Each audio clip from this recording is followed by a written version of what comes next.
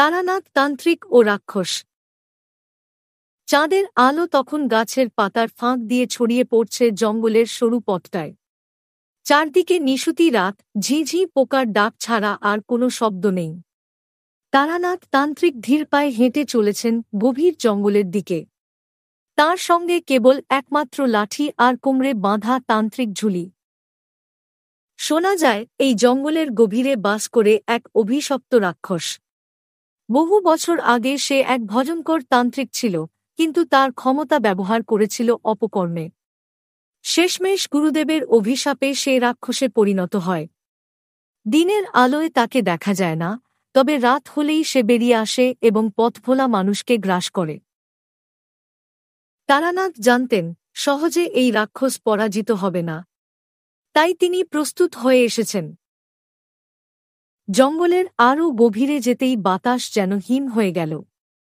কোথাও যেন একটা মরা পাতা নড়ছে, আবার কোথাও গাছে চাপা গর্জন। হঠাৎ করেই একটি বিশাল ছায়া উদিত হল তারানাথের সামনে। লালচে চোখ, লম্বা দাঁত, বিশাল নখ, এক বিশালদেহী রাক্ষস দাঁড়িয়ে আছে। তারানাথ গম্ভীর স্বরে বললেন, কে তুমি?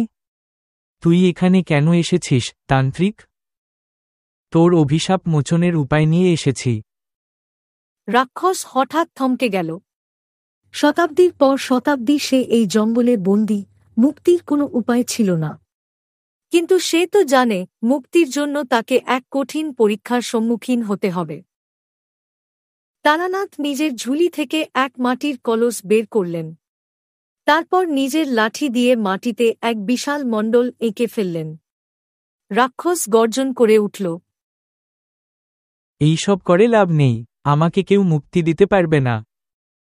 তারানাথ ধ্যানমগ্ন হয়ে মন্ত্রপাঠ শুরু করলেন। ওহ রিং ক্লিং চণ্ডিকায় নমঃ। মন্ত্রধ্বনির সঙ্গে সঙ্গে বাতাস আরও ভারী হয়ে উঠল। হঠাৎ রাক্ষস বিকট চিৎকার করে উঠল, তার বিশাল শরীর ধীরে ধীরে সংকুচিত হতে লাগল। ধোঁয়ার মতো কিছু একটা ছড়িয়ে পড়ল চারপাশে। মুহূর্তের মধ্যেই বিশালদেহী রাক্ষস পরিণত হল এক কঙ্কালে, আর কঙ্কালটি ধীরে ধীরে গুঁড়ো হয়ে মাটিতে মিশে গেল। এক দমকা বাতাস এসে সমস্ত কুয়াশাকে উড়িয়ে নিল। রাক্ষসের অভিশাপ শেষ, তার আত্মা মুক্তি পেল। তারানাথ তান্ত্রিক ধীরে ধীরে উঠে দাঁড়ালেন। চারপাশের জঙ্গল আবার শান্ত হয়ে গেছে, যেন কিছুই ঘটেনি। তিনি ঝুলি কাঁধে তুলে নিয়ে আবার পা বাড়ালেন অজানার পথে, যেখানে নতুন রহস্য অপেক্ষা করছে তার জন্য।